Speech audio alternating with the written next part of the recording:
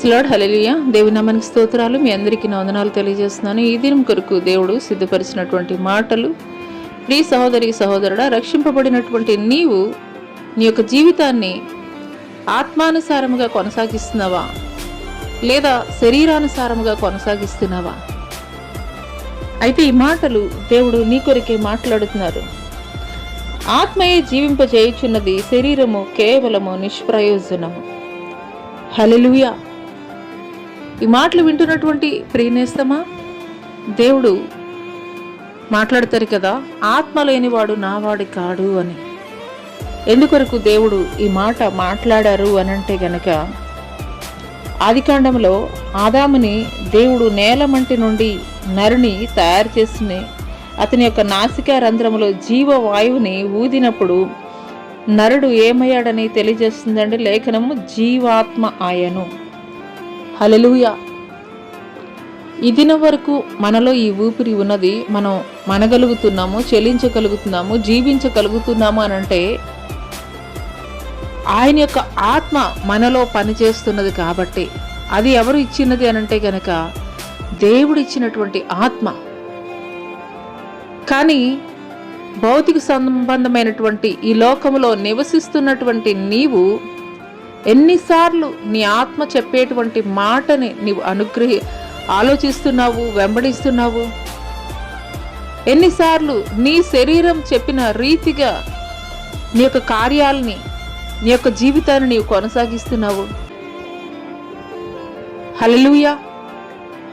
నేలమంటి నుండి తీసినటువంటి ఈ యొక్క శరీరము ఒకానొక దినము ఈ యొక్క భూమి మీదే విడిచిపెట్టవలసినటువంటి పరిస్థితి ఉన్నది. కానీ దేవుడిచ్చినటువంటి ఆత్మని మాత్రము ఆయనకి అప్పగించవలసినటువంటి బాధ్యత ఉన్నది. అందుకొరకే యేసుక్రీస్తు ప్రభువారు సిలువలో ఎన్నో భయంకరమైనటువంటి శ్రమలు అనుభవించినప్పటికీ శరీరాన్ని మాత్రము అప్పగించేశారు, కానీ శ్రమలకి ఆయన ఆత్మని భద్రపరుచుకున్నారు. ఆయన ఆత్మని భద్రపరుచుకొని తండ్రికి అప్పగించారు. హల్లెలూయా. దేవుణ్ణి వెంబడిస్తున్నటువంటి నీవు నేను కూడాను ఈ లోకంలో ఎన్ని ఆకర్షణలు, ఎన్ని సాతాను యొక్క బంధకాలు, సాతాను యొక్క ఉచ్చులు నీ ఎదురుగా ఉన్నప్పటికీ కూడాను నువ్వు లోబడవలసింది, లేదంటే గనక నువ్వు జరిగించవలసింది శరీరానుసారమైనటువంటి కార్యములు కాదు. శరీరానుసారమైనటువంటి కార్యములు ఈ లోకంలో ఉన్నవన్నీ శరీరాశ, నేత్రాశ, జీవపడంబము, ఇవి తండ్రి వలన కలిగినవి కాదు అని దేవుడు తెలియజేస్తున్నాడు. అపవాది వల్ల మాత్రమే కలిగినవని తెలియజేస్తున్నాడు. అటువంటప్పుడు నువ్వు శరీరానుసారముగా జీవిస్తున్నావంటే నువ్వు ఎవరి మాటకి విధేయత చూపిస్తున్నావు? దేవుని మాటకి విధేయత చూపిస్తున్నట్లా, లేదంటే కనుక మరి సాతాను మాటకి నువ్వు విధేయత చూపిస్తున్నట్లా? ఈ మాటలు దేవుడు నా కొరికే మాట్లాడుతున్నారని ఉదయకాల సమయంలో నువ్వు పరిపూర్ణంగా విశ్వసించగలిగినట్లయితే ఆత్మానుసారమైనటువంటి జీవితము దేవుని చిత్తాన్ని నెరవేరుస్తుంది. అది పరలోక రాజ్యము చేరుస్తుంది.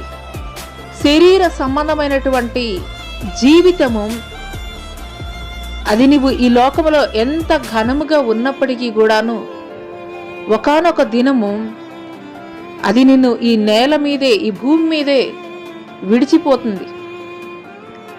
ఆత్మ ఒక్కటే దేవుని ఎదుట నిలబడవలసి వస్తుంది. ఆ రోజున నీ యొక్క ఆత్మ నిన్ను ప్రశ్నిస్తుంది. భూమి మీద నడియాడినటువంటి సంవత్సరములు నేనెన్నోసార్లు నిన్ను గద్దించాను, నిన్నెన్నోసార్లు నా చిత్తానుసారముగా నువ్వు జరిగించమని నేను నీతో మాట్లాడాను, కానీ నువ్వు నా మాట వినలేదు.